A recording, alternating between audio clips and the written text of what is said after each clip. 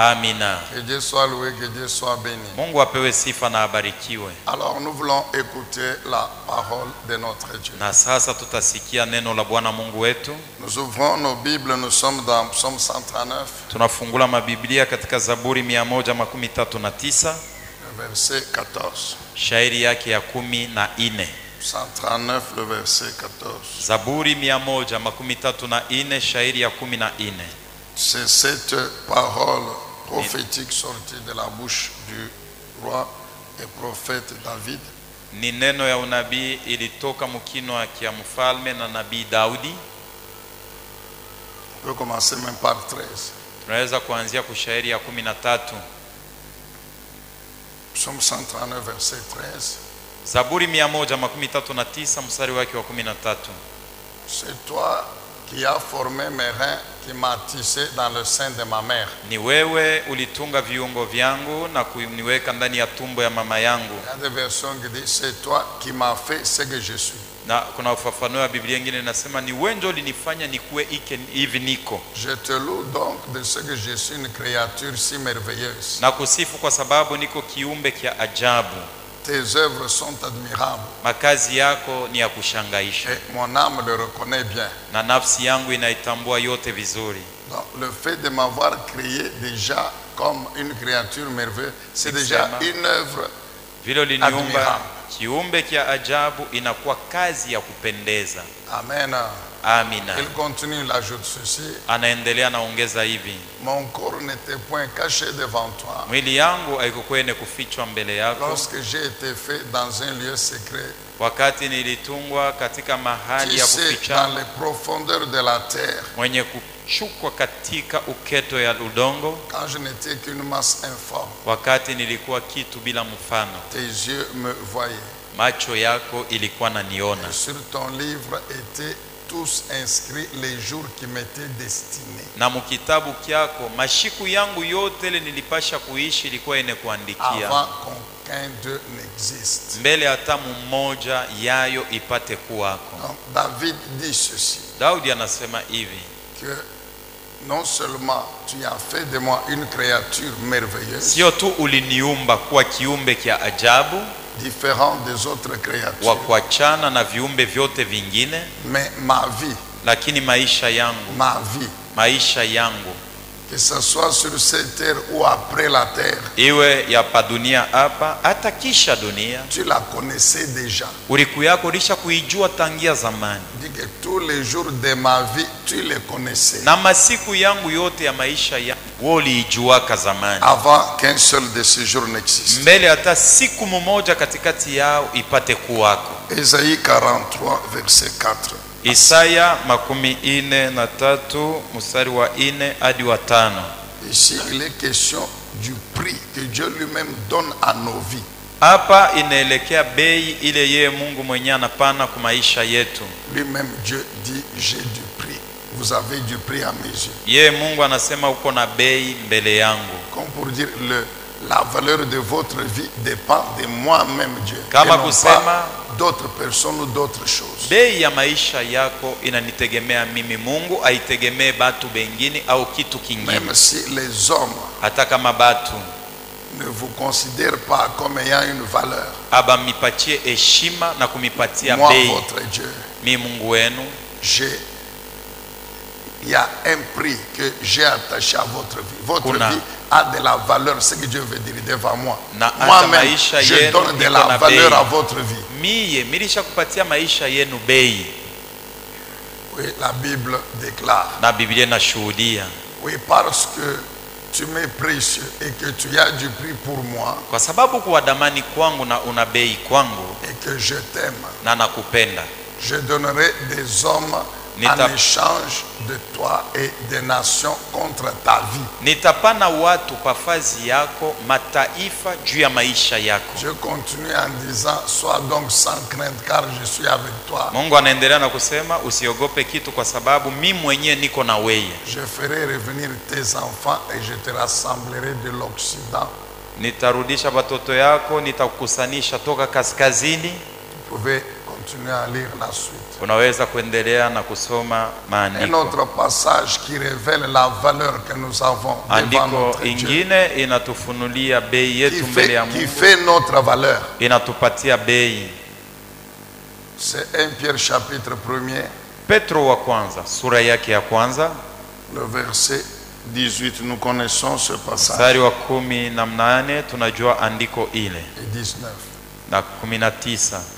Voici ce que la Bible déclare. Sikieni ile Biblia inasemea, Que ce n'est pas par des choses périssables. aina 1 na Pierre 1, vitu. 18. Petro wa kwanza sura ya kwanza 18, Ce n'est pas par des choses périssables, aina na vitu vya kuharibika, par l'or et par l'argent, fedha na dhahabu, que vous avez été rachetés, délivrés de Ndio la vaine manière mlikombolewa de vivre héritée de vos na pères. kufunguliwa toka maisha mabaya yenye muliriti toka babu zenu. C'est par le sang de Jésus. Ni kupitia damu ya Yesu Kristo, Par le sang de Christ. kupitia damu ya Kristo, Non pas par l'or et l'argent qui peut perdre des valeurs. hapana kupitia dhahabu na fedha, vinaweza kupotesha bei. Ce sont les hommes eux-mêmes qui donnent, qui déterminent pour dire à partir d'aujourd'hui, 1 kilo d'or va coûter autant, 1 kilo d'argent va coûter autant. Une année après, eux-mêmes ils changent Ni de prix. bantu wanabeba mpango, kilo mzima ya fedha itachukua bei fulani, ya dhahabu ni bei fulani, Donc, kisha siku ingine banaweza C'est pas kubadilisha. l'or, c'est pas l'argent qui Aina font fedha notre na valeur. dhahabu njo inatupatia bei. Amen, bien-aimé. Amina. Et enfin, Na mwisho yake 1 Pierre chapitre 2, Petro wa kwanza sura yake ya pili je vais lire le verset 4 mstari wake wa 4 et 5. na ya 5. 1 Pierre 2, 4. Petro wa kwanza sura ya pili mstari wa 4. Ici, Hapa par le Saint-Esprit, l'apôtre Pierre kwa révèle msaada ya Roho Mtakatifu mtume Petro anafunua que Jésus est la pierre vivante. ya kwamba Yesu ndiye jiwe iliyo hai, La pierre vivante jiwe iliyo hai que les hommes ont rejetée, ile watu walitupa, mais que Dieu a valorisée lakini Mungu aliipatia bei et lui a donné une grande valeur. na aliipatia bei kubwa. Puis il dit par la suite ceci, Na kisha yake anasema hivi, que vous aussi, nani vile vile, c'est-à-dire les chrétiens, ni kusema Bakristo, vous êtes aussi des pierres vivantes. muko na mweye mawe iliyo hai. Je vais vous expliquer pourquoi il a dit ça. Na nitakufasiria kwa sababu gani alisema Alors, puisque vile. vous êtes aussi des pierres Kwa vivantes, sababu nani vile vile mnakuwa mawe alors, iliyo hai, édifiez-vous mudijenge pour former un temple spirituel, hivi muwe hekalu ya kiroho, tout en étant un groupe de prêtres, de sacrificateurs consacrés à Dieu, na tena mnakuwa wapadri na wakuani benye kujitoa kwa ayant Mungu, pour charge, na mna kazi mission yenu d'offrir des sacrifices spirituels ni ya kutoa à Dieu zabihu iliyo hai ya par kiroho ya Mungu Jésus-Christ. kupitia Yesu Kristo. Est-ce qu'on peut acclamer la lecture de la Upike parole du makofi Seigneur? juu ya kusoma kwa neno la Mungu. Alors, j'ai décidé de prendre aujourd'hui encore la responsabilité Na nilibeba mpango leo kuchukua madaraka de pouvoir partager avec vous la même parole ya kugawanya pamoja nani neno moja moja qui nous a été enseignée non seulement pendant la semaine, yenye balitufundisha sio tu kadiri ya juma, pour ceux qui étaient avec nous dans les benye 3 balikuwa journées de pamoja jeûne nasi et prière, masiku 3 ya mafungo na maombi, de mercredi jusqu'à vendredi, kazi 3 mpaka siku ya kazi 5, et même ce dimanche matin, na siku ya Jumapili ya leo asubuhi ya leo par le pasteur Daniel Bailon Batale. na pastori Daniel Bailon Batale. Alors, pour vous permettre d'avoir la même pensée, la Alafu même parole, juu ya kuruhusu uwe na wazo moja na neno moja, nous avons l'obligation de pouvoir vous reprendre ce message. tuna kazi ya kukuambia mjumbe moja moja. C'est vrai que ça ne sera pas exactement, puisque ce n'est pas, on n'a pas un papier où on a écrit. Ni kweli haitakuwa yo kabisa kabisa, kwa sababu hatukuandike pa on est en karatasi train ndio tuko de vous lire. nasoma, lakini tuko na Mais kupatia par le Saint-Esprit, l'objectif est de vous donner na kwa le msaada wa Roho message Mtakatifu central ni juu ya kupatia wazo ya katikati que le Seigneur a voulu nous transmettre par cette parole pendant ces 4 jours. ile Bwana Mungu alipenda kutuamkizia hii neno kadiri ya masiku 4. Alors comme vous avez vu sur les réseaux sociaux ou là devant, Na hivi mliona ku Facebook, Instagram au bingine au pale il mbele, nous a parlé sur la connaissance de sa valeur et de son identité. aliongea nasi kuhusu kujua bei yako na kudijua kile uko. Qui doit connaître sa valeur? Nani anapasha kujua bei yake? Qui doit connaître son identité? Nani anapasha kujua kitambulisho kyake? C'est toi, c'est moi. Ni wewe na ni C'est-à-dire mimi. nous les chrétiens, Kusema sisi wa Kristo, nous les enfants de Dieu. sisi watoto wa Mungu. Alors, Basi il a basé son message sur ces textes que nous avons lus. alitia msingi yake juu ya maandiko tunatoka mkusoma. Le premier, c'est David, le roi, le prophète, qui parle. Ya kwanza ni Daudi nabii anakuwa akiongea. Le deuxième, Ya pili nous avons lu, c'est Tulisoma. l'Éternel Dieu lui-même qui s'adresse à Israël. ni Bwana Mungu mwenye anaambia batoto ba Israeli. Le troisième, c'est la révélation par l'apôtre Pierre. Na ya tatu ni ufunuo kupitia mtume Petro. Ainsi que le quatrième. Na ya ine, Avant que nous ne revenions sur ces passages, mbele ya sisi kusemea maandiko hii pour expliquer pia kufasiria ce qu'il nous apporte comme révélation yenye inatuletea kama ufunuo sur notre valeur et notre identité. juu ya bei yetu na kitambulisho kyetu. En introduction, il a tenu à nous faire comprendre ceci, Kumwanzo alipenda atueleweshe hivi que notre valeur, ya kwamba bei yetu sisi, notre valeur bei yetu ne dépend pas haitegemee de ce que nous sommes aujourd'hui, kufuatana na benye tuko leo, et cela c'est par rapport à la vie sur la terre, na ile ni kulinganisha na maisha ya padunia. par rapport à la vie sur la terre, Kulinganisha na maisha ya padunia, à ce que nous sommes sur cette terre, benye tuko padunia à ce que nous avons sur cette na terre. bienye tuko nabo padunia, Notre valeur ne dépend pas de ce que nous sommes aujourd'hui, bei yetu haitegemee na mwenye tuko leo, que ce soit au niveau des études, iwe que majifunzo ce soit au niveau tujifunza, du travail, iwe kazi tunatumika, que ce soit dans la société, iwe katikati ya que ce watu, soit même dans la famille. tuko mujamaa. Notre valeur ne dépend pas de ce que nous étions hier Bei yetu haitegemee mwenye tulikuwaka sommes jana na aujourd'hui. tuko leo ou que nous serons au demain. mwenye tutakuwaka kesho. Notre valeur ne dépend pas Bei yetu haitegemee de ce que nous avons aujourd'hui, bienye tuko nabyo leo ni de ce que nous aurons demain, wala na bienye tutapata kesho non de ce que nous avions eu l'année passée. au bienye tulipokeaka mwaka jana. Amen, bien-aimés dans le Seigneur. Amina. Et cela, je dis bien, dans tous les domaines de nos vies sur cette Na terre. nasema mumambo yote nayoelekea maisha yetu ya padunia. C'est vrai que nous sommes en train de prier Ni kweli tuko naomba pour que Dieu nous délivre de beaucoup de choses, hivi Mungu atutoshe mumambo achana achana, principalement de la pauvreté matérielle et kwa financière, upekee juu ya umaskini ya kukosa vitu vya kuishi navyo na avec pesa ses multiples conséquences. na matukio yake achana achana. C'est une très bonne chose. Ni kitu kizuri.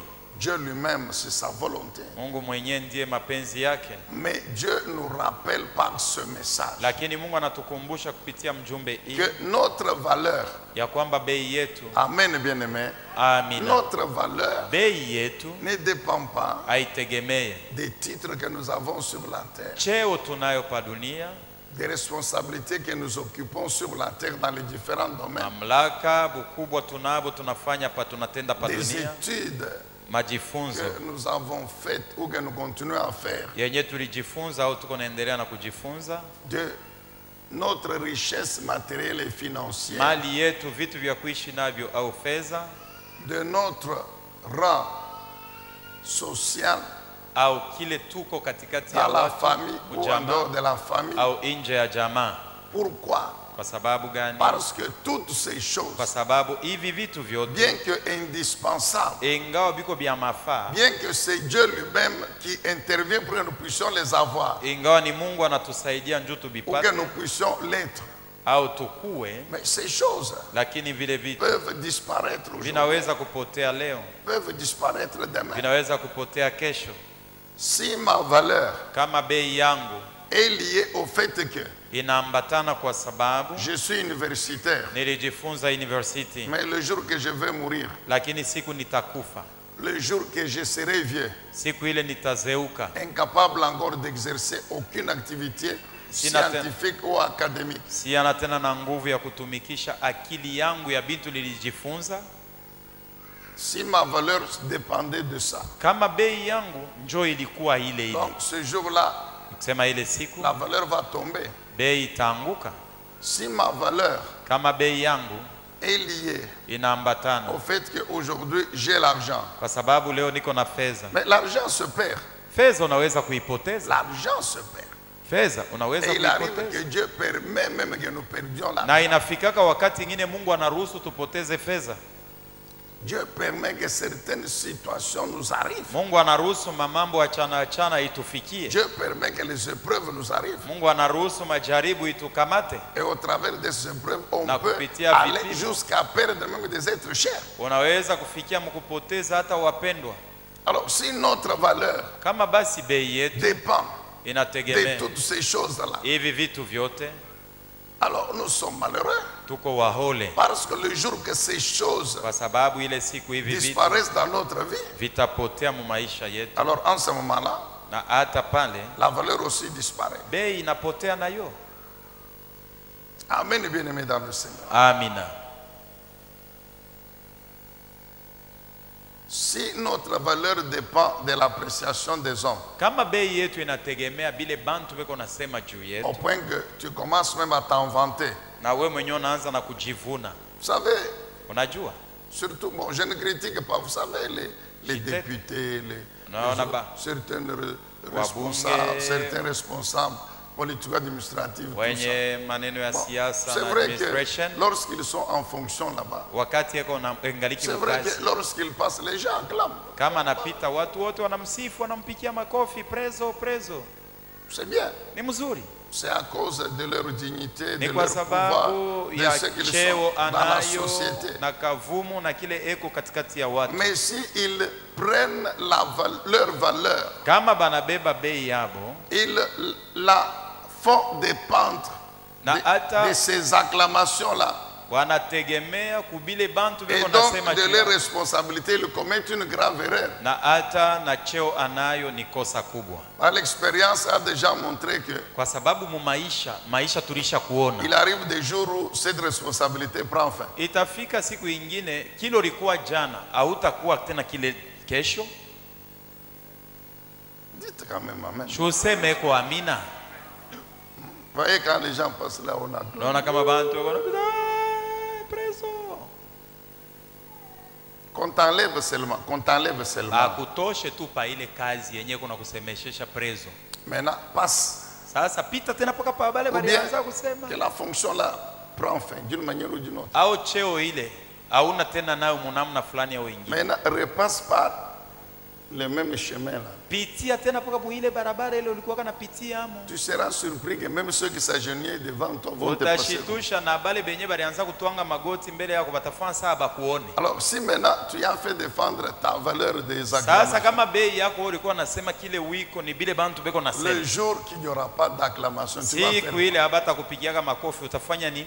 Amen, peuple de Dieu. Amina, Alléluia. amina. Non, nous reprenons ceci. Tunasema hivi, Notre valeur bei yetu shie ne dépend ni de ce que nous sommes sur cette terre Ayambatane. par rapport, j'ai dit, par rapport à la vie sur la terre, na ule tuko pa dunia kulinganisha na maisha ya par pa rapport dunia, aux relations, kulinganisha na par uhusiano rapport na à la marafiki, richesse matérielle, na mali par ya vitu vya rapport aux kuishi études navyo, faites, na masomo par rapport ulijifunza, au rang Kulinganisha social de nos familles, na par jamaa rapport, yetu non, kile iko hapana.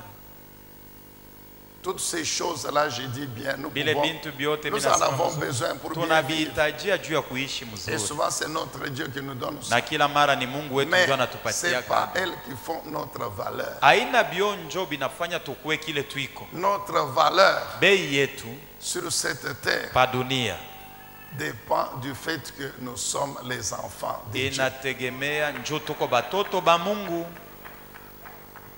Je reprends mon frère. Nasema tena ndugu yangu, si la valeur d'un homme dépendait absolument du mariage, kama kile mtu eko ilikuwa nategemea tu asema njoo alisha kuoa, que dire des célibataires qui sont encore au milieu de nous? alafu tutasema nini juu ya bambalaka vale bengariki katikati yetu? Donc, il n'y a que nous qui sommes mariés qui avons de la valeur. Ni kusema shi bale tulisha kuoa njoo tuku bantu, Les célibataires n'en ont pas. bambalaka boa bana bantu.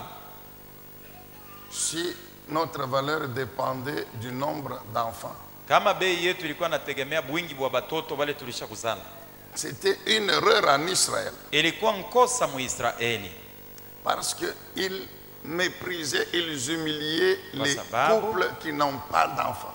balikuwa napatiza aya majosi yenye abakuwa na batoto. Donc ça veut dire qu'il n'y a que si la valeur dépendait du nombre d'enfants. Ni kusema kama bei ya muntu ilikuwa nategemea bwingi bwa batoto bula alisha kuzala. Donc d'une manière générale, ceux qui ont les enfants, ils ont plus de la valeur que ceux qui n'ont pas d'enfants. Ni kusema benye balisha zala batoto njo bantu banaonekana kumacho, lakini aba bengine abayazala boa bana bantu. Maintenant, nous allons dans ceux qui ont les enfants. Sasa tuendake kubale benye beko na batoto. Donc ceux qui ont 20 enfants vont dire, bon, moi, Bale beko na batoto 12, njo ule atasema mi huyu. non, moi, Mi. je suis le père de 20. Mi niko baba wa batoto 12. Alors ceux qui ont 10 Ni kusema benye kuwa na 10. auront donc moins de la valeur. Ni kusema que bo ceux ni qui ba ont 20. chini kuliko ye njo iko na ba 12. Maintenant, que dire de ceux qui n'ont que 2 ou bien Na sasa 1? tutasema nini njoo ya bale bengaliki lwabo paka na bawili au na moja? Amen, Église. Amina. Tout ça, c'est pour nous faire comprendre Hivi vyote ni njoo tout ce kutuelewesha. qui est à notre vie sur la terre, Bile vyote biko maisha yetu pa que dunia. Dieu nous donne Yenye Mungu et anatupatia. qu'il veut que nous ayons ça. Na anapenda tukue navyo. C'est pas ça qui fait notre valeur. Haina njoo inatupatia shibei. Ça nous aide seulement à bien vivre sur la terre. Binatusaidia tu C'est tuishi tout. mzuri pa dunia njoo mwisho. Dieu nous donne l'argent Mungu anatupatia fedha. pour que nous puissions bien vivre sur la Njoo terre tuishi mzuri et pa dunia. surtout le servir avant tout lui. Na Avec zaidi l'argent. Dieu kumutumikia me donne nayo l'argent ile fedha. pour que Mungu je le anatupatia serve fedha. d'abord lui avec l'argent. Njoo nimutumikie mbele C'est yeye wa pourquoi il kwanza me na demande fedha. de payer d'abord la dîme Njoo kwa sababu ananiomba kia et kwanza après nilipe de prendre cheki. une bonne offrande. Na nibebe sadaka ya kueneana. Mais Lakini ma vie maisha ne yangu dépend pas de l'argent. haitegemee fedha. La valeur de ma vie, ce n'est pas l'argent. Bei ya maisha yangu haina fedha. Alléluia. Amina. Amen, bien-aimés dans le Seigneur. Amina. Notre valeur Bei yetu dépend de notre identité. inategemea kile tuko bya kweli. Notre valeur est liée à notre identité. Bei yetu inaambatana na kile tuko bya kweli.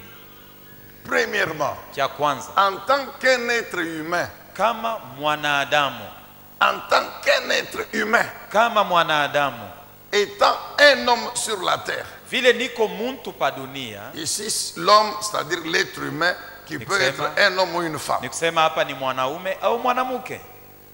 Ça suffit pour que j'ai déjà une valeur. Inanienea njuu nikuwe na bei. Pourquoi David dit Kwa sababu gani Daudi que anasema, Yahweh, je te loue, Mungu parce ninakusifu que tu m'as créé kwa sababu wewe uliniumba et tu m'as créé comme une créature merveilleuse, na glorieuse. uliniumba mie niko kiumbe kia ajabu kia utukufu. Mais pourquoi? Juu ya nini? Parce que David connaît ce que Dieu lui-même a dit en nous créant. Kwa sababu Daudi anajua kile Mungu alisema mkutuumba shi. Genèse 1, verset 26. Mwanzo sura ya kwanza 26. David savait ça, Daudi alijua ile que Dieu, avant de me créer moi en tant qu'un homme, ya kwamba Daudi, Mungu mbele ya kuniumba kama mwanadamu, voici ce qu'il avait dit. shikia bila alisemaka, Créons maintenant l'homme à notre image, hapa sasa tuumbe mtu kwa mfano wetu, selon notre ressemblance, afanane na shie, et donne-lui la mission na tumupatie kazi de régner, ya kutawala, de dominer ya kumiliki dans les cieux, mumbingu, sur la pa terre, dunia dans les eaux. na mumaji. Donnons-lui la mission Apate de tumpe kazi, pouvoir gérer, administrer toute la création. aleye viumbe vingine vyote. Dieu a commencé à créer depuis le premier verset. Mungu alianza kuumba tangia La shairi ya Bible dit, kwanza. Dieu a créé les cieux, la terre, etc. Mungu aliumba mbingu na dunia na vinginevyo. Dieu a créé tout ce qu'il y a comme végétation. Mungu aliumba majani, miti. Dieu a créé tout ce qu'il y a comme poissons, animaux marins. Mungu aliumba Dieu wanyama, a créé aliumba tous samaki. les animaux. Dieu a Mungu aliumba na banyama bote. Mais regardez bien, Lakini angalieni vizuri. depuis quand Dieu a commencé à créer les végétaux, Siku wanzia Mungu alianza kuumba majani na miti. à la fin de chaque journée, la Bible dit, Dieu Kila mwisho wa mchana Dieu Biblia inasema lui-même Mungu anasema déclarait que c'est bon. alikuwa anasema biko bizuri. Dieu vit que c'était bon. Mungu aliona ya kwamba biko bizuri. C'est-à-dire que c'était conforme à ce qu'il voulait faire. Ni kusema ililinganishwa na byenye alipenda kutenda. Et ce qu'il avait créé était conforme à sa vision, à Na sa byenye volonté. aliumba bililinganishwa na onyo yake. Les animaux, Banyama, les oiseaux, bandege, les poissons, Basamaki, les végétaux, tous. miti na majani na Dieu vingine. dit toujours c'est bon. Mungu anasema ni vizuri. Mais quand Dieu crée maintenant l'homme, Lakini sasa wakati Mungu anaumba quand mtu, Dieu crée l'homme, wakati Mungu anaumba mtu, l'homme est devant lui. mtu anapatikana mbele yake. Dieu s'écrie. Mungu Il analalamika, dit c'est très bon. anasema ni vizuri zaidi. Amen, peuple de Dieu. Amina. Est-ce que vous comprenez ça? Unaelewa? Donc Dieu lui-même a trouvé Yeye mwenyewe Mungu anaona que l'homme qu'il venait de créer ya kwamba mtu ule anatoka mkuomba a de la valeur plus que toutes les autres créatures. eko na bei kushindia viumbe vyote vingine. Nous vous avons toujours dit ceci, Tunamiambiaka kila répétez siku tous hivi. les jours. Na tunamiambiaka hayo kila siku. Dieu, c'est Dieu qui a créé les anges, Ni Mungu ndio aliumbaka wa les malaika. 4 êtres vivants, Les les 24 viumbe veillards, maine, mazee makumi ces mbili na êtres ine, spirituels puissants viumbe vya kiroho dans vya les uwezo cieux mumbingu qui sont autour du trône de Dieu, banazunguka enzi ya Mungu. des milliers, des milliards des anges. Maelfu na maelfu ba malaika. La Bible ne dit pas Biblia que haiseme Dieu les a créés à son image. Mungu aliwaumba kwa mfano yake Même yeye. Satan, Na shetani qui fut Lucifer au l'âge de lumière, alikuwaka Lucifero la au Bible ne dit pas que Dieu l'avait créé à son image. Mungu. Biblia iseme Mungu aliumba kwa mfano yake. La Bible ne dit pas Biblia qu'après iseme, avoir créé ces êtres-là spirituels, kisha Dieu yeye leur kuumba a viumbe vya donné kiroho, la gestion de l'univers. Non, alibambia sema bonjo baongoze ulimwengu. Hapana, c'est l'homme, ni mutu. donc toi et moi, Sema we na mimi. que Dieu lui-même a Dieu. décidé de créer comme lui. Mungu alibeba mpango Est-ce que vous amuumbe comprenez ça? afanane naye. Unaelewa? Et David comprend ça. Na Daudi anaelewa ile, C'est pourquoi il dit, na ni vile tu anasema as fait de moi une créature si merveilleuse. ulinifanya Non, kuwa kiumbe kia parce ajabu, que moi je suis ton image. kwa sababu mimi En niko tant mfano comme je wako, suis ta ressemblance. nafanana na En wewe. tant comme je suis Ni comme Mungu, toi. mimi nafanana, Oui, niko bien aimé, paka nous sawa wewe. savons Tunajua que l'homme que nous sommes si watu est esprit, âme et iko corps. roho, nafsi na mwili. C'est-à-dire un esprit Nikisema roho qui a une âme. eko na Les nafsi, deux sont immatériels. bo bawili abaonekana abana Les deux sont bakupapasa, invisibles. abawezi C'est kuonekana. ça qui fait l'image de Dieu. Jo mfano wa L'esprit. Mungu, roho C'est l'esprit, parce que Dieu il est esprit. ni roho, kwa sababu Donc Mungu Dieu ni a roho. créé l'homme d'abord comme un esprit. Mungu aliumba mtu kama roho, Mais je vous ai déjà dit, na kisha comme kuambiaka il l'avait destiné à vivre sur la saa terre, vile alimutuma aishi pa qui dunia, est un environnement physique, matériel, inakuwa mazingira vya Dieu kuonekana na lui vya a donné une kupapasa. âme Mungu alimpatia et a nafsi, pris les deux, il a mis dans le anabeba corps physique. mawili, C'est anawaweka tout. ndani ya mwili. Mais l'homme véritable, Lakini mtu wa c'est kweli un esprit ni roho, qui ressemble à Dieu. anafanana na Mungu.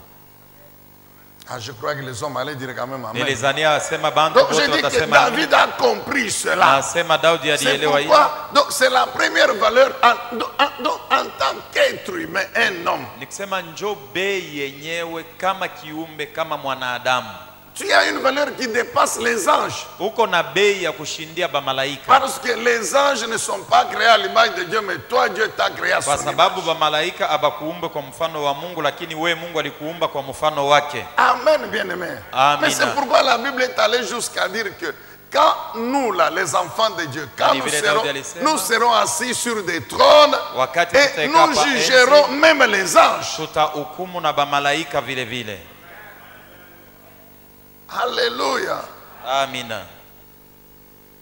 C'est pourquoi nous avons toujours dit, Ndio kwa sababu kila mara quel que tunasema soit ce que tu es sur cette terre, ingawa kile quel uko que pa soit ce dunia, que tu as, ingawa byenye mais uko en navyo, tant qu'un homme, lakini kama mwanadamu tu n'as pas à te comparer à un animal. hawezi kulinganishwa na nyama.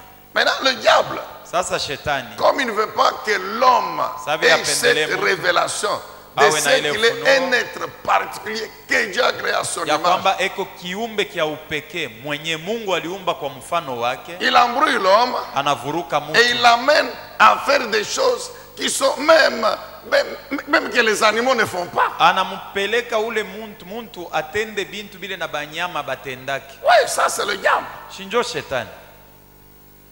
Le diable est parvenu jusqu'à... Vous savez, il y a des pays, quand vous dites des choses qui se font là-bas, vous dites... Unajua kuma inchi nyingine kama nakuambia mambo ile kunatendeka mule, wewe mwenyewe uko na shangaa, uko na Surtout jiuliza. dans les pays là des blancs. Les blancs là... Zaidi kuma inchi ya bazungu.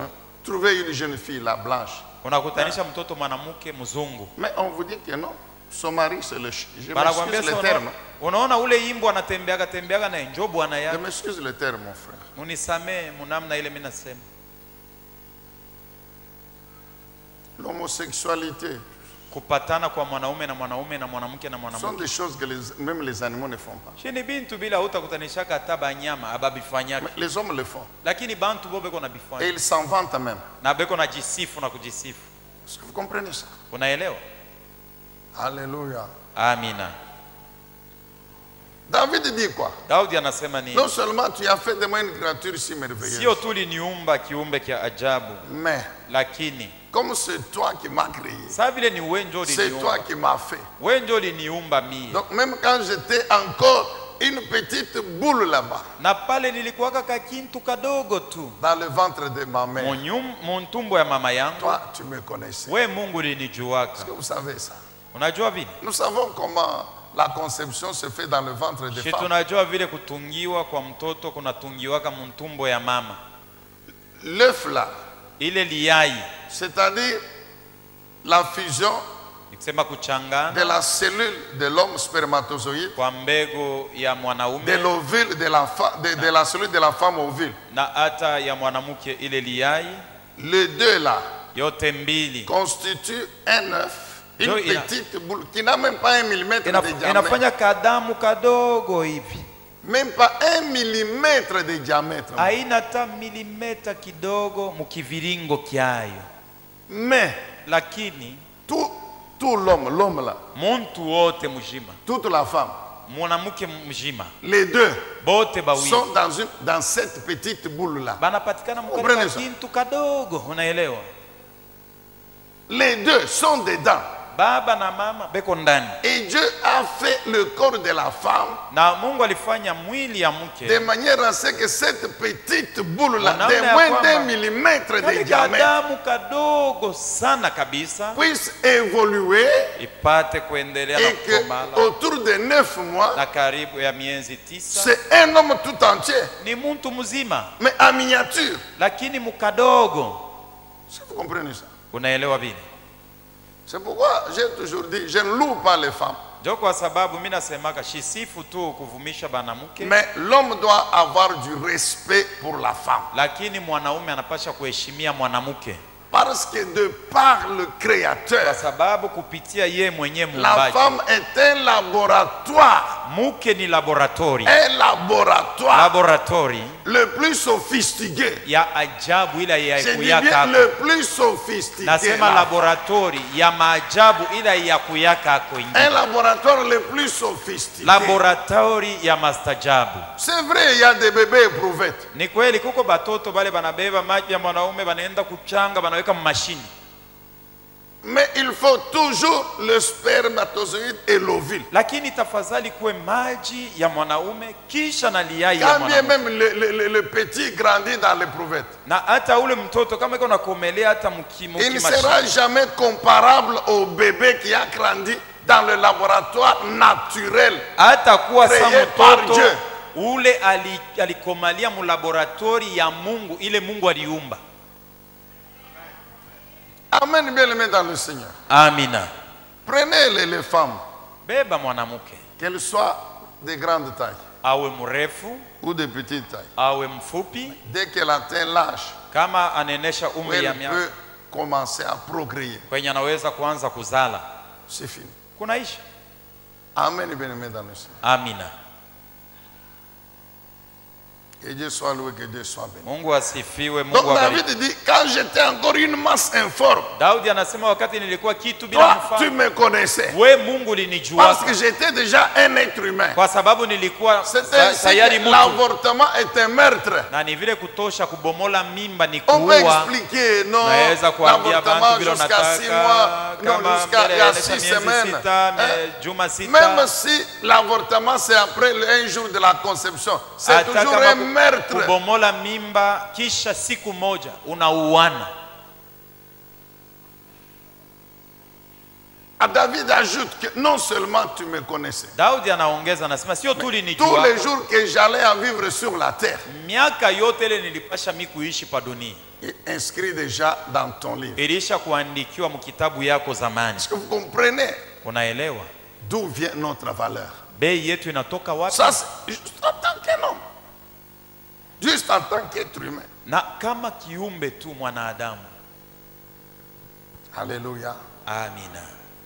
Et or, toi et moi, Japo we na mie non seulement nous sommes des hommes, sio tu tuko batu, mais nous sommes les enfants de Dieu. na tena tuko batoto ba Mungu. C'est-à-dire que non seulement Ni kusema sio tu nous avons été engendrés tulizaliwa physiquement par nos parents, kwa kimwili na bazazi mais yetu, au cours de notre vie, lakini kadiri ya maisha yetu, un jour, siku moja Dieu spirituellement nous a recréés. Mungu mukiro alituumba Pourquoi mara Dieu tena. a recréé notre nature spirituelle? Juu ya nini Mungu aliumba tena hali Parce yetu ya que nos kiro? premiers ancêtres, Kwa sababu Adam bamgambo wetu wa et Eve, zamani Adamu na Hawa ayant péché contre Dieu, walitenda zambi mbele ya Mungu, ils ont perdu walipoteza cette image spirituelle, ile mfano ya kiro, cette vie spirituelle uzima wa kiro que Dieu nous a donné en nous créant comme lui. yenye Mungu alitupatia mkutuumba tufanane naye. Maintenant, Dieu a envoyé Jésus sur la Na terre sasa Mungu alimtuma Yesu pour kwa dunia permettre maintenant à l'homme juu ya kumruhusu mtu qui a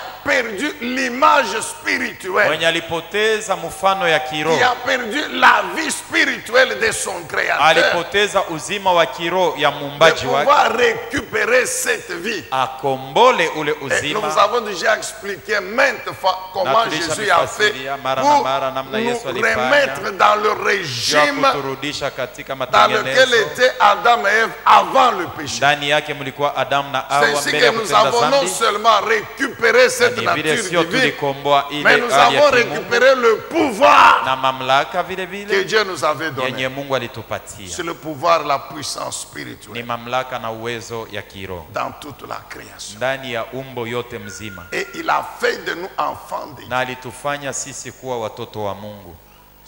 Spirituellement, Mkiroho Jésus nous a engendrés par son sang Yesu qui alituzala a kwa damu coulé de yake, son corps. ilitoka ndani ya mwili yake.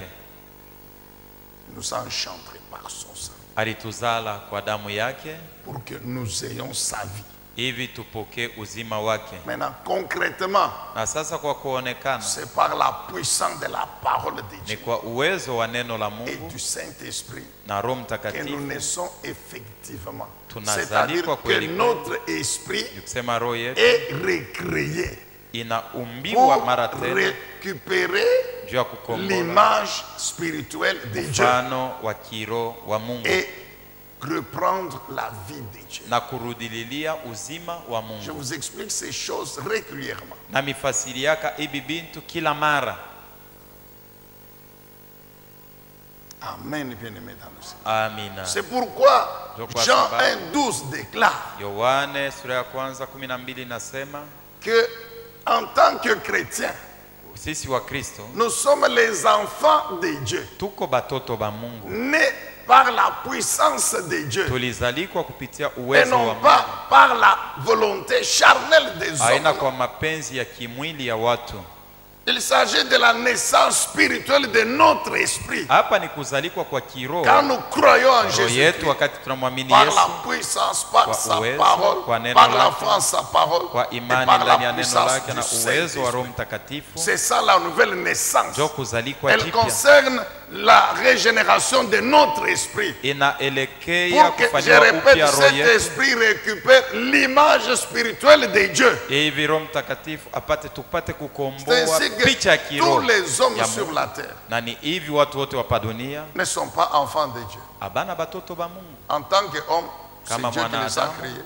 ni Mungu Mais alituumba, tous ne sont pas enfants de lakini Dieu. bote abana batoto ba Ne Mungu. sont enfants de Dieu que ceux qui sont nés de nouveau. Batoto ba Mungu ni bale balizalikwa jipya, Donc toi et moi. kusema wewe na mimi. Les enfants de Dieu peuvent dire Amen, acclamer le Batoto ba Seigneur. Mungu tusemeni amina, C'est tumpigie ça Bwana notre makofi. valeur. Njo bei yetu, C'est ça notre valeur. njo bei yetu. La Bible dit c'est un pouvoir. Biblia inasema ni uwezo, C'est une ni autorité. mamlaka. Un pouvoir Uwezo qui n'a pas été discuté dans une assemblée plénière. haba Un kuitengeneza pouvoir mkusanyiko, qui n'est mamlaka pas lié uwezo à un article d'une constitution. Non. hayambatane na kundi ya siasa au katiba fulani ya nchi. Hapana, Le pouvoir, l'autorité qui vient du ciel de l'éternel Dieu. mamlaka na madaraka inatoka kumbingu kwa Mungu wetu.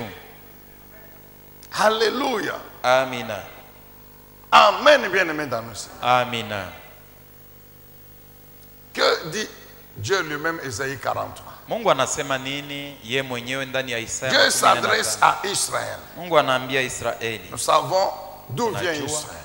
tunajua Israeli wanatoka wapi. Vous savez d'où vient Israël? Tunajua Israeli anatoka wapi. Vous savez, quand vous lisez Exode chapitre 4, le verset 22, Ukisome Kutoka 4:22, j'ai expliqué un peu rapidement cela à l'église de la grâce pendant la semaine. nilifasiria haraka haraka kwa kanisa Neema Mujuma. Dieu dit ceci, Mungu anasema hivi, Moïse, Musa tu dis à Pharaon ambia Farao, que Israël, Israeli, le peuple là qu'il maintient en esclavage, bale batoto bale uko nateswa bale c'est mon fils. ni mtoto yangu Dieu mwanaume. ajoute Mungu mon anaongeza, fils aîné, mtoto yangu mwanaume wa mon kwanza, premier-né. mzaliwa wangu wa Alors kwanza. dites-lui Umwambie que ainsi dit Bwana l'Éternel, anasema hivi, qu'il laisse partir mon peuple, ache batoto yangu mon bende, fils, mon premier-né, mtoto yangu wa kwanza pour mwanaume, qu'il aille me servir, juu ende qu'il aille me akanitumikie rendre un culte. na ende akanifanizie ibada. Dieu révèle à Moïse Mungu anamfunulia ce Musa qu'il doit dire à Pharaon. kile anapasha kuambia Dieu dit Farao. que Israël, le peuple là, Mungu anamwambia c'est sema mon fils Israeli, premier-né. bale bantu kunaona ni mtoto yangu mzaliwa wa kwanza mwanaume. Comment Dieu pouvait dire ça? Je, Mungu aliweza kusema bintu bia vile Et Israël, c'est son fils aîné, ya kwamba Israeli ni mtoto yake wa kwanza mon mwanaume, premier-né. mzaliwa wangu wa Nous kwanza. savons d'où vient le peuple d'Israël. Tunajua watoto wa Israeli wanatoka wapi? Ce sont les descendants des 12 tribus. Wanakuwa kizazi ya makabila Et les 12 12 tribus viennent des 12 fils de Jacob. na makabila 12 banatokea kwa batoto ba Yakobo Jacob 12. était Yakobo un des deux fils jumeaux alikuwa mmoja katikati d'Isaac. ya mapacha wa Isaka, Mais Isaac, lakini Isaka qui étaient ses parents? bazazi yake balikuwa banani? C'est Abraham Ni Abrahamu et Sarah. na Sara. Je répète, Nasema les tena, parents d'Isaac bazazi yake ya Isaka étaient Abraham. alikuwa ni Et Abrahamu Sara. na Sara. Qui était Abraham et Abrahamu Sarah? na Sara balikuwa banani? Abraham et Abrahamu na Sarah Sara étaient ces personnes balikuwa wale watu que Dieu a tirées benye Mungu alibeba des deux autres personnes. kubatosha kubantu bengine bawili. Le premier, c'est Abraham. Wa kwanza ni Abraham Le deuxième, la deuxième, c'est Sarai. na wa pili ni Sarai. Quand Dieu a appelé Abraham, Wakati Mungu alikuwa anaita Abraham, c'était dans son pays en Ur, en Chaldée. ilikuwa mu inchi yabo ya Uri kukaldea.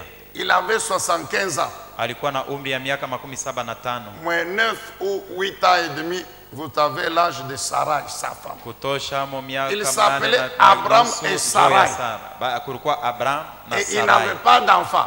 na bakuwa na batoto. Dieu appelle Abraham.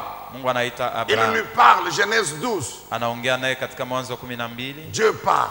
Mungu anaenda. Abraham a obéi. Abraham Il a pris Sarah, sa femme. alichuka Il Sarai a pris l'autre, son neveu. na kubeba Loti. Ils ont avancé un peu Walisonga mbele avec son père. na baba yake. Arrivé à Charan, Banafika kusharamu, Dieu les a stoppés. Mungu anawasimamisha. Le père d'Abraham est mort. Baba wa Abrahamu alifariki Et puis il est resté avec Lot. na kisha anabakia na Et Loti. il a continué jusqu'à Canaan. Aliendelea mpaka Kanana. 10 ans s'écoulent. Na kisha miaka 10 inapita, Dieu ne dit rien à Abraham. Mungu amwambie Abrahamu kitu. Et Abraham n'a toujours pas eu un enfant de Sarai. Na Abraham ayazala mtoto na Sara. Il est toujours Abraham. Eko paka Abraham. Et la femme est toujours Sarai. Na muke ni Sarai. C'est ce que Dieu va demander à Abraham. Na ni hivi Mungu anamuomba Abraham. Non. Sarai Sarai va demander à Abraham, son mari, anamuomba bwana yake de Abraham prendre Agar. amchukue Agari. Et nous savons qu'ils ont eu Ismaël. Na tunajua balimzala Ismaeli. Ismaël était le fils Ismaeli alikuwa mwana d'Abraham wa Abraham et d'Agar, na Agari. l'Égyptienne ou l'esclave. Mule alikuwa mtumwa au mwana Misri. La Bible dit quand Ismaël naît, Abraham a 86 ans. Biblia inasema wakati Ismaeli anazalikwa Abraham eko na umri wa Donc miaka jusque-là, 86. Abraham, physiquement, physiologiquement, il a la puissance, il a tous les sentiments pour engendrer. Eko na nguvu juu ya kuzala batoto. C'est Sarai qui avait des problèmes de stérilité. Ni Sarai ndio alikuwa na matata, alikuwa tasa. Amen, bien-aimé dans le Seigneur. Amina. Quand Ismaël naît, Wakati Ismaeli anazalikwa, Dieu vient maintenant. Mungu anakuja. Nous sommes dans Genèse 15. Mwanzo 15. Il répète la même Anamwambia ahadi moja moja. promesse. Ahadi moja moja. Abraham dit non, ok. Abraham anasema mzuri. Mais depuis que tu m'avais parlé, Tangu linisungumzia tu ne m'as pas donné d'héritier avec Sarai. au kunipatie muriti pamoja na Sarai. Alors, je me suis débrouillé moi-même, j'ai eu Ismaël. Niligombania mwenyewe mimi namzala Ismaeli. Pour moi, c'est Ismaël qui est ton Kwangu héritier, qui va me mie succéder. Ismaeli ndio muriti wangu atanikomboa. Dieu lui dit non, non, Mungu anamwambia hapana, ce n'est pas Ismaël. ana Ismaeli. Et puis Dieu part. Kisha Mungu anaenda. Amen, bien-aimé. Amina. Dieu part. Mungu anaenda. 10 autres années s'écoulent. Miaka tena 10 ingine napita. 5 s'ajoutent. Na 5 Ça fait inaongezeka. 25. Inaenea Au 25. cours de la 25e année, Na kadiri ya mwaka wa 25. Abraham est vieux. Abrahamu alishazeuka. Il ne peut plus engendrer. Hawezi tena kuzala mtoto. Sarai, sa situation c'est encore compliqué. 90 Sarai, ans. maisha yake na korokana umri ya miaka 19. Est-ce que vous comprenez ça? Unaelewa vile? Maintenant, Dieu vient. Sasa Mungu Ça, anakuja. c'est Genèse 17. Hii ni Mwanzo 17. Abraham, 99 ans. Umri ya miaka 19 na Sarai, 90 ans. Sarai 19. Dieu dit à Abraham, Mungu anaambia Abraham, je suis venu nakuja pour accomplir ma promesse. juu ya kutimiza ahadi yangu. La Bible dit bien, Abraham a 99 ans. Biblia inasema mzuri ya kwamba Abrahamu ana umri ya miaka 19. Dieu dit à Abraham, je suis le Tout-Puissant. Mungu anamwambia Abrahamu, niko mwenyezi. Le temps est là pour que je te donne le fils de la promesse. Wakati inatimia njoo mimi part. kupatia mwana wa ahadi. Il révèle qu'il est le Tout-Puissant. Mungu anafunua ya kwamba kwa uwezo Dieu yote. change maintenant le nom d'Abraham en Abraham. Mungu anabadilisha jina ya Abraham Il inakuwa dit à Abraham, on ne t'appellera plus Abraham, on t'appellera Abraham. Anasema Abraham hautaitwa Et Abraham. toi-même donc utaitwa retiens Abraham. dans ton esprit que tu n'es plus Abraham, tu es maintenant Abraham. Na wewe mwenyewe jua ya kwamba hauna tena Ta Abraham. femme n'est uko plus Abraham, Sarai, ta mke femme wako maintenant na c'est Sarai, Sarah. Ni Sara. Dieu donne même l'explication des nouveaux noms qu'il leur donne. Mungu anawapatia mafasirio ya majina yenye anawapanga. Dieu ajoute, Mungu anaongeza, je renouvelle mon alliance. nafanya upya agano Voici le yangu. signe de mon alliance, c'est la circoncision. Oneni alama ya agano yangu ni kutairiwa. Dieu termine. Mungu anamaliza. La Bible dit quoi? Biblia inasema nini? Toujours Genèse 17. Mpaka Mwanzo 17. Dieu termine. Mungu anamaliza. Avant qu'Abraham n'ouvre la bouche, il dit dans son esprit, Mbele ya Abrahamu kufungula kinywa anasema ndani yake, naîtrait-il à un homme de 100 ans un fils? mimi mwanaume wa hii miaka yangu mimi naweza kuzala mtoto? Ma femme Sarah, 90 ans. Bibi yangu Sara iko na Nous umri ya miaka sommes vieux, 19. très vieux. Shiturisha kuzeeka lwetu. Nous n'avons plus, nous n'avons plus, nous n'avons plus. Hatuna tena na nguvu. Est-ce que vous comprenez ça? Unaelewa vile? nous ne pouvons plus engendrer. hatuwezi tena kuzala mtoto. Donc pour dire, quand je pouvais encore engendrer, Kama kusema ile saa nilikuwaka na tu nguvu ne ya m'as pas kuzala, donné cet enfant-là. au Mais kunipatia ule maintenant mtoto uko que je ne nanyambia peux pas hapa, engendrer, sasa shina tena na tu nguvu. viens me dire ça. Njoo nakuwa kunyambia ile mambo uko nanyambia. Puis il ouvre la bouche. Kisha anafungula Il kinywa. dit à Dieu, Anaambia Mungu, non, non, hapana. Ismaël. Beba tu Ismaeli. Alléluia. Amina. Dieu lui dit ceci. Mungu anamwambia hivi, Ce n'est pas Ismaël. ana Ismaeli. Parce que le père d'Ismaël, Kwa sababu baba yake c'est Ismaeli Abraham. ni Abraham. Et la mère d'Ismaël, Na mama wa Ismaeli c'est Agar. ni Agari. Ce n'est pas Sarai. Ana Sara. Maintenant, moi, je te dis Sasa mimi que nakwambia, le père du fils que vous allez engendrer, baba wa mtoto mwanaume ule mtazala ce n'est plus Abraham, ana Abraham, c'est Abraham. ni Abrahamu. Et la mère de ce Na fils-là, mama wa ule ce n'est mtoto plus Agar, ana ni Agari même Sarai, wala Sarai, c'est Sarah. lakini ni Sara.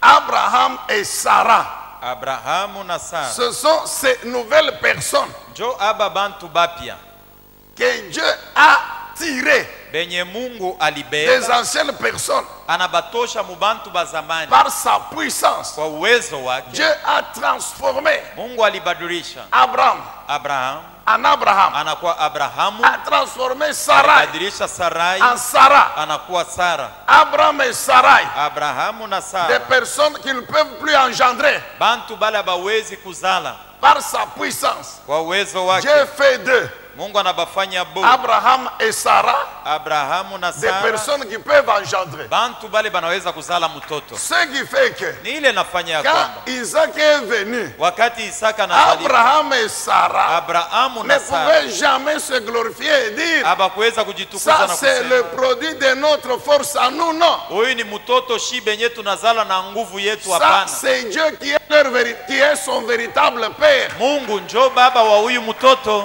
Parce que moi et ma femme, naturellement, on ne pouvait pas. Kwa sababu mimi na mke wangu kwa kuonekana Mais c'est abikuwezekana transformé na banabadilishwa, par Dieu le Tout-Puissant. tunabadilishwa na Mungu Donc c'est Dieu Mwenyezi. qui nous a donné la force. Ni Mungu njo anatupatia Donc nguvu. Isaac, son véritable père, c'est Dieu. Isaka baba yake kweli kweli ni Mungu. Moi et Sarah n'avons été que des instruments dans ses mains. Mimi na Sara tulikuwa tu chombo mikononi mwake, C'est pourquoi Dieu dit à Moïse, na ni vile Mungu anaambia dit Musa, à Pharaon, ambia Farao, que Israël là, Israeli ule uko qui naona vient d'Isaac, anatokea kwa Isaka, c'est mon fils à moi, ni Dieu. mtoto yangu mwanaume mi Mungu. Dieu ne dit pas à Moïse de dire à Pharaon Mungu ambie Musa, ambie Farao que Israël, ya kwamba c'est Israeli le fils d'Abraham et de Sarah. ni Non, mtoto wa Abrahamu na Sara. Hapana, c'est mon fils premier-né. ni mtoto yangu mzaliwa wa kwanza mwanaume. Ah, mon frère, est-ce que tu comprends ça? Ndugu yangu, naelewa Toi et moi, we na mie nous sommes les enfants de Dieu. batoto ba Mungu. Aujourd'hui, Leo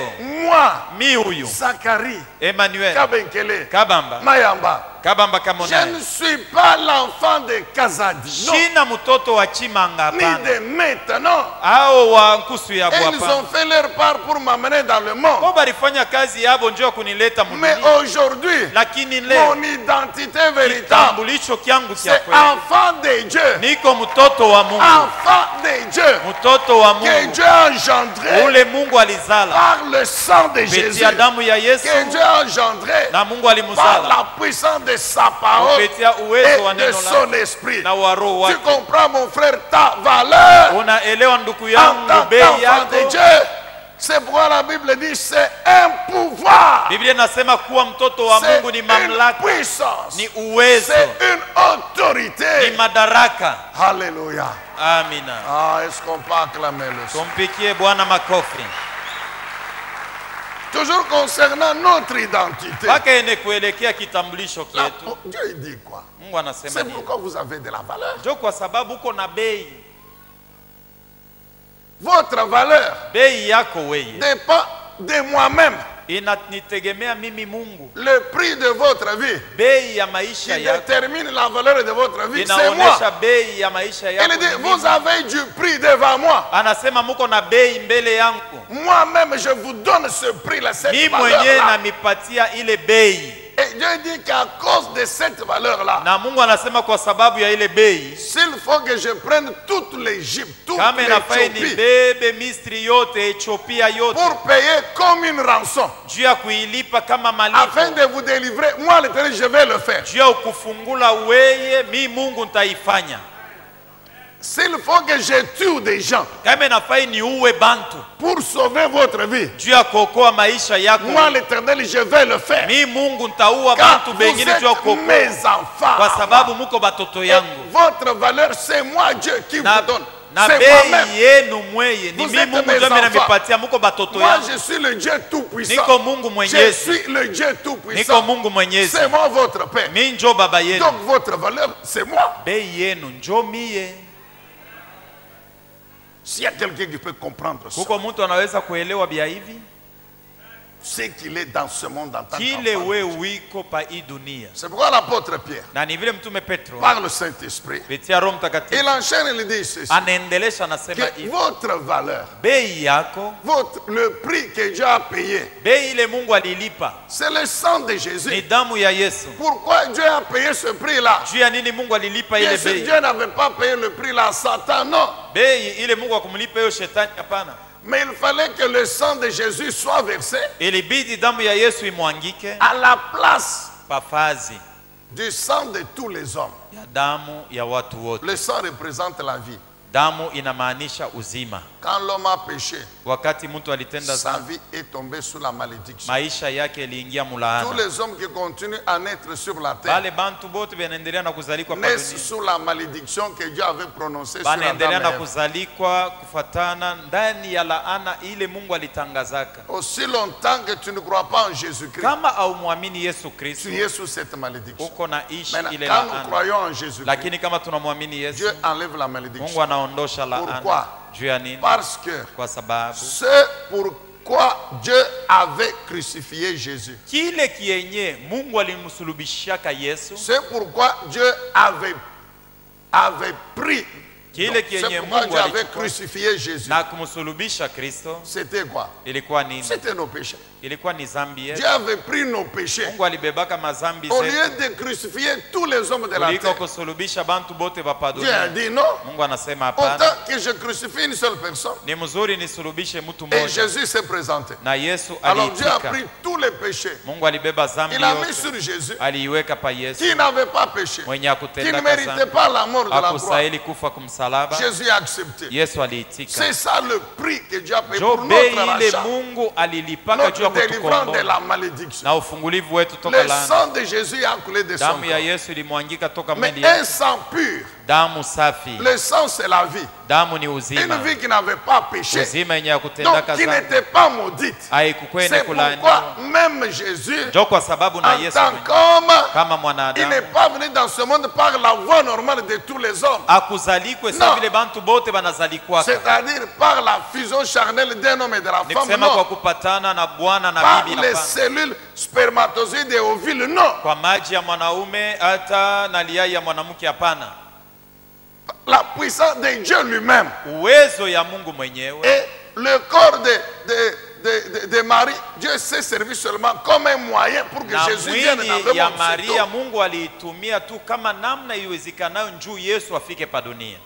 Amen, bien-aimé dans le Seigneur. Amina. C'est ainsi quand Jésus naît, sort du ventre de Marie. Na ni vile C'est wakati un Yesu bébé, c'est anazaliwa vrai. anatoka Mais mtumbo wa la Maria, vie ni du mtoto bébé, mtoto, lakini le uzima sang ya qui mtoto, coule dans le damu corps du inakuwa bébé, mwili ya mtoto, ne vient pas d'un homme ou d'une femme. aina ya mwanaume au mwanamke, C'est la puissance du Dieu créateur. ni uwezo ya Mungu muumbaji. Et par là, Dieu démontre effectivement que l'homme, Adam et Ève, Na c'est pale réellement le Adam na produit de Hawa, sa puissance. Inakuwa ni matukio na mapato ya uwezo wa Mungu. Alléluia. Amina. Amen, bien-aimé dans le Seigneur. Amina. Alors Pierre dit quoi? Petro anasema nini? Que votre valeur, Bei yenu c'est ce sang-là. njo damu ile. Est-ce que vous comprenez ça? Unaelewa? Un sang pur, Damu une safi vie pure, sans péché, na uzima sans aucune safi bila malédiction. zambi bila C'est pourquoi laana. ce sang, la puissance Njo kwa sababu d'enlever toute malédiction. iko na uwezo ya Mais kutosha alors, il laana. faut que tu crois en Jésus. Tafadhali Donc, umwamini que tu Yesu crois qu'il est mort à ta na place. uamini ya kwamba Pour alikufa que kwa son nafasi sang yako, puisse maintenant opérer ndio ces damu yake délivrances-là. itende ile Ce sont des ufungulifu. choses Ni spirituelles. vitu vya Et nous kiroho voyons les effets dans na les vies de tunaona nous que chrétiens. matukio mu maisha yetu sisi wa Kristo. Amen, bien-aimés dans le Seigneur. Amina. Ce n'est pas l'or, ce n'est pas l'argent. Haina fedha, haina dhahabu. Vous savez pourquoi? Unajua juu ya nini? J'ai dit que l'or et l'argent, Mungu anasema fedha na ce dhahabu sont les hommes qui leur donnent de la valeur. ni bantu jo banaipatiaka bei, Si je entends toujours aujourd'hui, na utasikia leo 1000 kilos d'or coûtent autant. makilo 1000 Et puis, moja ya dhahabu iko na quelques mois, bei, quelques années après, ça kisha descend. miaka kisha miezi 1 kilo, inashuka ou bei. bien une tonne de cuivre, c'est autant aujourd'hui. Toni Demain, moja ça ya diminue. shaba bei yake ni fulani, kesho saa ingine inashuka. Maintenant, si notre valeur dépend de l'or, de l'argent, c'est la Sasa kama valeur bei de... yetu inategemea fedha Donc, na dhahabu, quand ça descend, notre valeur kusema aussi kama descend. inashuka bei na shi Quand ça tunashuka monte, bei, notre valeur aussi kama monte. inapanda bei na shi tunapanda Or, bei. l'or et l'argent, c'est de la matière appelée à être détruite. Japo fedha na dhahabu ni pourrit, vitu mon vitapotea. Amen, bien-aimés dans le Seigneur. Amina. Notre valeur, Bei yetu c'est notre identité njo kitambulisho en chetu tant qu'enfant de Dieu. kama watoto wa Mungu.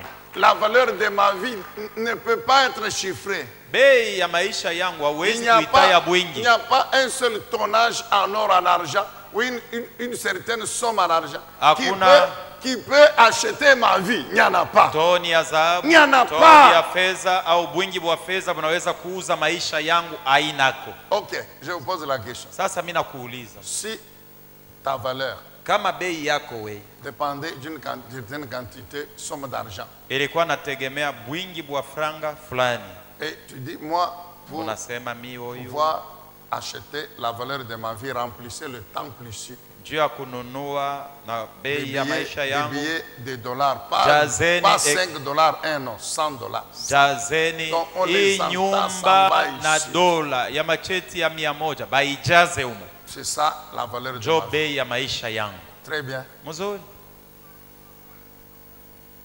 La nuit, Busiku court-circuit quelque part. hata kunakuwa moto ya umeme Manshinge na Bambana, La maison là où on a déposé ton argent. nyumba mwenye balitia mo fedha inakamata moto. Vous avez déjà vu comment les billets d'argent ici. Tulisha kuonaka fedha yetu hii kama ilisha kulungula vile inakuyaka. Je ne dis pas que tu ailles le faire, non, parce que tu vas perdre ton argent. Shiseme wendo kapime kuichoma ile uko nayo kwa sababu utapoteza kama unachoma. Mais si tu es vraiment, tu es animé d'un esprit de doute, Lakini kama uko d'incrédulité, tu là. na mpepo Non, ya weye ya roho mugumu na kushitashita, pima kwanza. tu peux faire l'expérience, mais ne dis pas que j'ai brûlé l'argent. Beba Parce que yo le pasteur uichome. nous a dit de faire l'expérience. Hapana Non. kuambia bantu wasema mimi naichoma, pastori wetu ndio alituambia se choma mbele ndio utaiona vile nekalaga ya kuchoma. Toi-même, tu iras répondre au parquet. Wewe ou bien- mwenyewe batakukamata utaenda kusamba. Parce que l'argent représente la valeur aussi de Kwa sababu je bei sais ya pas, fedha nation ou quoi, je ne sais pas. Mais je te dis seulement que prends. inaonesha Voyez inchi l'enveloppe yako. ici. Beba, si unaona hii bahasha hii, Mettez dedans 100 dollars, weka ndani yake dola 100 20 000 francs, au n'importe 20 quoi. 000, Et que par hasard, ça attrape le feu. na sasa tu bila wewe kujua inaanguka mumoto.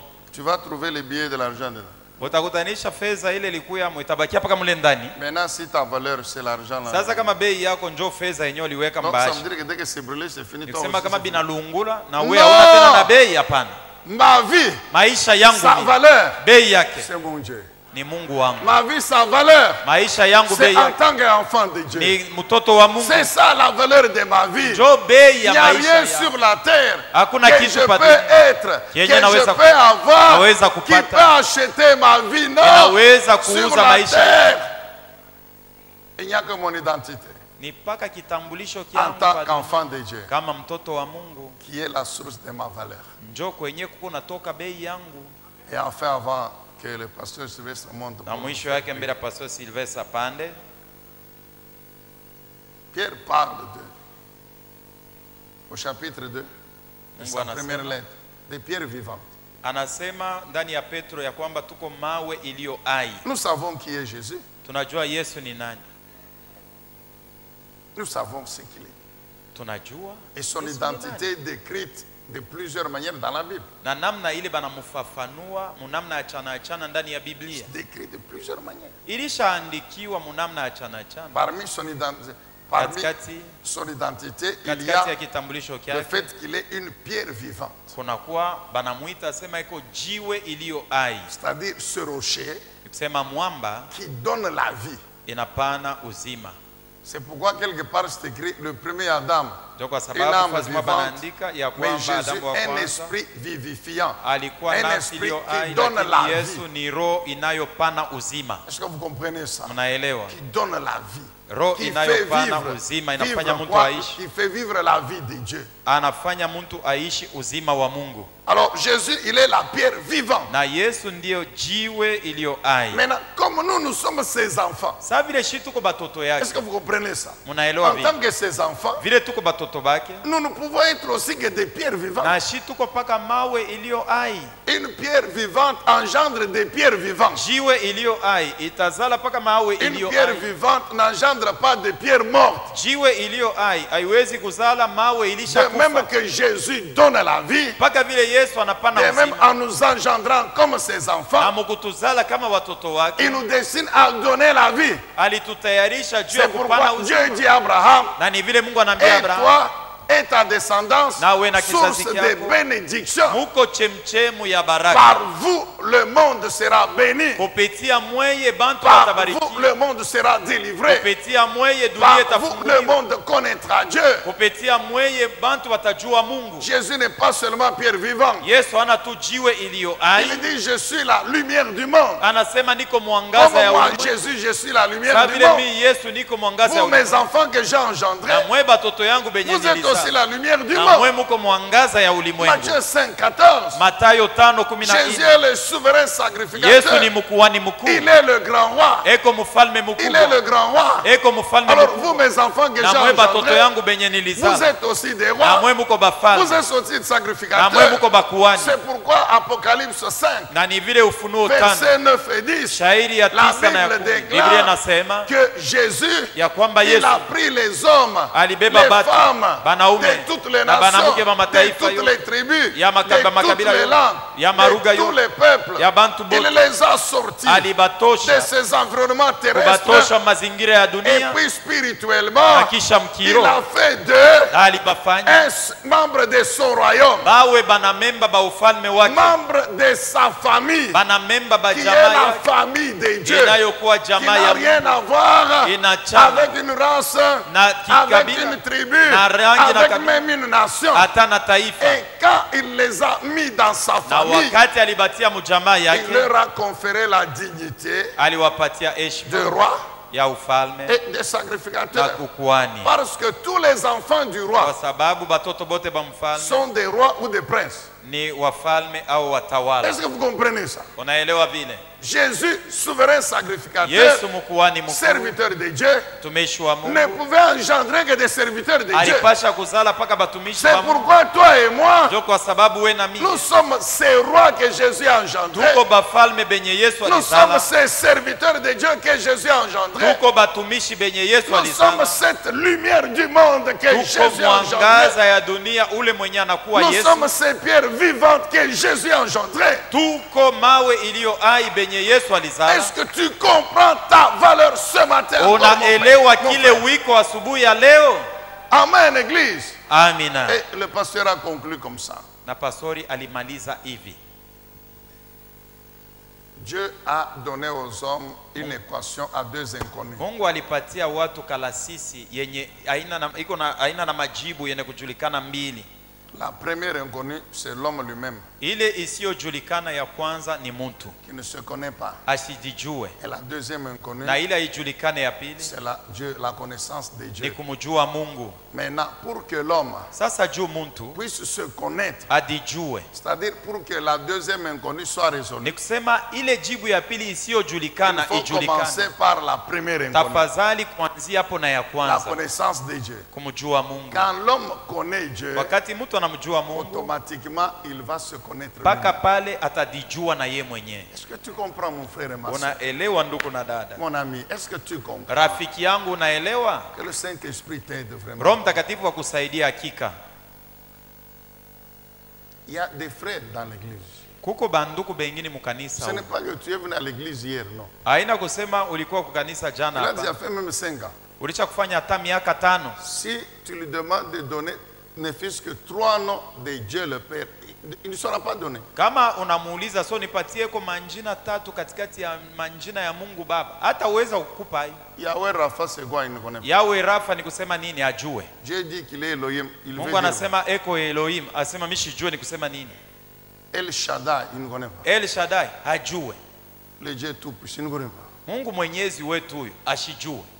Dieu s'appelle Yahweh Shalom. Même Yahweh Shalom, ça veut dire l'éternel paix. Ou qui donne Yahweh la paix. Lui, il Shalom ne connaît pas. kusema Mungu wa salama. Na wa Il salama ne sait mwenyewe pas que Dieu, hajijue. dans son nom, il y a celui qui donne la paix. Il ne Ajua sait sema pas que Dieu, dans manjina ya son nom, Mungu muko il ule y wa a la kupatiana guérison. salama, Il y a muko ceci. uponyaji, muko bifulani. Or, Japo pourquoi Dieu s'est révélé comme ça? juu ya nini Mungu C'est alijifunua pour vile? chaque fois qu'il y avait un problème qui se Ni présentait. kila wakati kulikuwa magumu, Dieu révélait son nom, Mungu alikuwa son anafunua jina identité, kienye eko. c'est-à-dire révéler à l'homme que Nikusema je suis la kufunulia Mungu. solution à ses problèmes. Mie niko jibu Quand kwa c'est la magumu. maladie, Kama ni je magonjwa suis Yahweh anaponyesha. Rapha, le Dieu qui te guérit. Mungu anayeponyesha. Lorsque c'est dans le combat, Kama uko muvita, je suis Yahweh Nissi, le Dieu qui te niko donne la Yahweh victoire. nisi, Mungu anakupatia ushindi. Est-ce que vous comprenez ça? Unaelewa? C'est ainsi, quand Jésus est venu, Na ni vile wakati Yesu il a alikuja, tenu lui-même à donner la révélation de ce qu'il est. alipendelea kuambia bantu kile eko. C'est ainsi qu'il a commencé par leur dire, Na ni hivi alianza kuambia. de même que Dieu le Père et je suis, Paka vile Mungu Baba eko de niko, même moi aussi je suis. na Je mi suis. Yesu niko. Est-ce que vous comprenez ça? Unaelewa? De même que Dieu le Père et je suis. Paka vile Mungu Baba eko, Comme je suis Dieu au même titre que lui, saa vile niko paka yeye. tout en étant son fils par rapport à ma vie sur la Na terre. niko mtoto yake juu mina kuya pa dunia. Je suis aussi, je suis. Niko tena na mi Mungu niko. Un jour,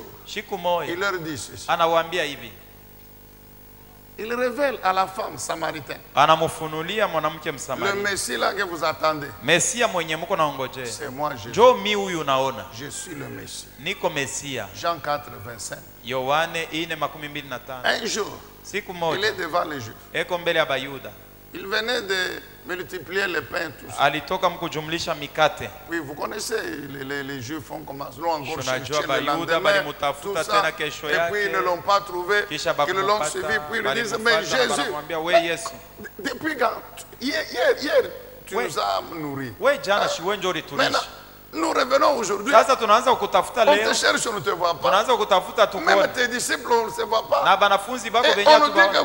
vous avez traversé, vous Wanatuambia êtes sema venus ici. mulivuka pwani ingine mnakuyo. Tu es venu sans même nous dire au revoir. Unakuwa bila hata kutulaka. Jésus leur a dit Yesu quoi? alibambia nini? Vous me cherchez Muna parce nitafuta. que vous aviez mangé Juu jana hier. mulikula mikate Mais mnatafuta ne me kukule na cherchez leo. pas d'abord pour les pains, Moshi nitafute juu ya Cherchez-moi mikate, munitafute pour la parole, juu ya neno, car c'est la nourriture de votre esprit kwa sababu njo qui va chakula ya vous roho amener dans la vie éternelle. itamipeleka ndani ya Le uzima corps wa va milele. manger, mais il va mourir. Itakule Il tafariki. dit ça, c'est comme ça que tu parles. Njo bienye vile wewe unataka kutuambia wewe. Donc, maintenant, toi, tu es plus que Ni Moïse. kusema unaanza kujiona wewe unazania sema unamshindia na Musa. Moïse a fait descendre la manne pendant 40 ans. Musa alilisha bantu kadiri ya miaka Toi, 40 na un mane. seul jour seulement que tu nous as donné le pain. We jana tu tule Maintenant, nous te tumikate. cherchons, tu commences à parler comme Tule ça. tumikate, tule tumabistole, tule ulitupatia jana, tunaanza kukutafuta leo, unaanza kutuambia na kibengo we. Ainsi, le prophète leur dit, Njo kwa sababu anafaidikia moi na que bantu. vous voyez, Mi huyu mnaona. je suis plus que la manne. Mi nashindia Vos chakumana. pères ont mangé la manne, mais Babu ils sont zenu tombés balikula dans le désert, mana, ils sont balisha morts. kufa, balikufa Ils ne sont même mujambo. pas arrivés à Cana. Na bakufike Mais moi, Kana. je suis le pain Lakini mi njo de la mkate vie, ya le uzima. pain qui est descendu du ciel, Ile litoka qui donne kumbingu. la vie au monde. Inapatia bantu uzima.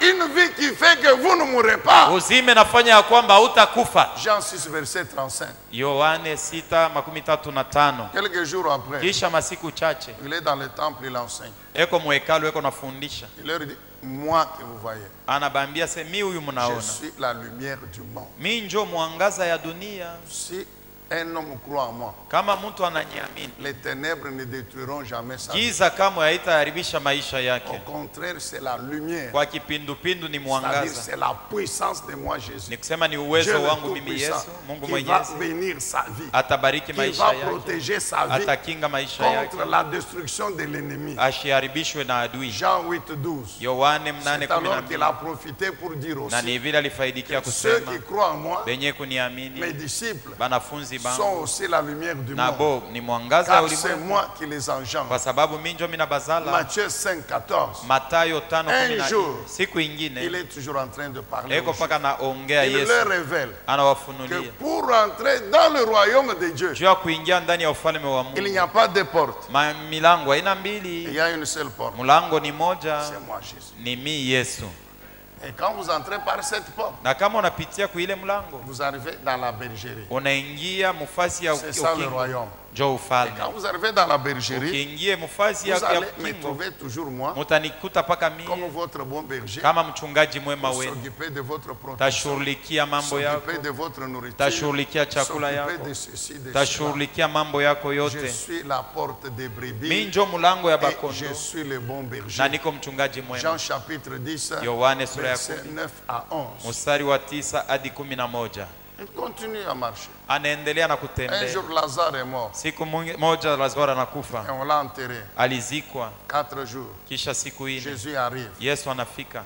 Il était ami de cette famille. Alikuwa rafiki ya ile Les jamaa. sœurs de Lazare lui démontrent. Badada yake ya Lazaro wanamuonesha waziwazi, Quand il était malade, pale alikuwaka mgonjwa, nous t'avons fait parvenir la nouvelle. tulikuitishaka Tu n'es pas venu. au kukuja. Les jours qu'il est Siku mort, alikufa tu n'es pas au venu. kukuja, Or, nous savons, japo tunajua les malades, tu as guéri. ya kwamba bagonjwa uliponyesha, Les morts, le même jour, tu les as bafu ressuscités. bashiku moya moya Maintenant, ulibafufula. tu viens aujourd'hui, Sasa unakuwa il est leo enterré 4 jours. yeye alisha Il sent kuoza, même. eko Et naoza, tu viens nous dire qu'il va na ressusciter. unatuambia sema atafufuka. Tu es venu en retard. Unakuja nyuma. Jésus dit ceci. Yesu anasema hivi, Moi que vous mi huyu voyez, munaona, je ne viens jamais en mi retard. siku yake nyuma, Je suis un Dieu. kwa sababu niko J'ai une Mungu, puissance telle que niko na je uwezo ne ya viens jamais en retard. shifikake nyuma. Je vous ai dit, Niliwaambia aujourd'hui, leo vous allez voir mutaona, la gloire de Dieu. mutaishi. Il avait utukufu wa déjà dit aux disciples, aux Alikuwa apôtres, là, kuambia wa quand il a mitume eu la nouvelle, Lazare wakati encore malade, alipata habari que vous verrez la gloire de Dieu Lazaro aujourd'hui. alikuwa mgonjwa, mtaishi Par utukufu la wa Mungu maladie de Lazare. kupitia magonjwa ya Il n'avait Lazaro. pas cru. Hakuamini. Enlevez seulement